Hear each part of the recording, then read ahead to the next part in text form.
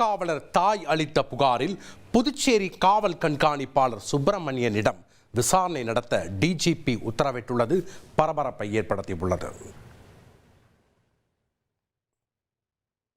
புதுச்சேரி மேற்கு பகுதி காவல் கண்காணிப்பாளராக பணியாற்றி வரும் சுப்பிரமணியன் காரைக்காலில் பணியாற்றிய போது பெண் காவலர் ஒருவரிடம் நெருங்கி பழகியதாக கூறப்படுகிறது. தொடக்கத்தில் கணவர் கண்டித்ததாகவும், இருப்பினும் புதுச்சேரிக்கு பணியிடம் மாற்றம் பெற்று வந்த சுப்பிரமணியன் மீண்டும் பெண் காவலரிடம் நெருங்கி பழகியதாக பேசப்படுகிறது. இருவரும் வீடியோ காலில் பேசிக்கொள்வதை அறிந்து கணவர் கண்டித்ததால் பெண் காவலர் தற்கொலைக்கு முயன்றதாக தகவல் வெளியானது. இதனிடையே காவல் கண்காணிப்பாளர் மற்றும் பெண் காவலர் இடையேயான உரையாடல் இருவரது வீடியோக்கள் சமூக வலைதளங்களில் பரவின.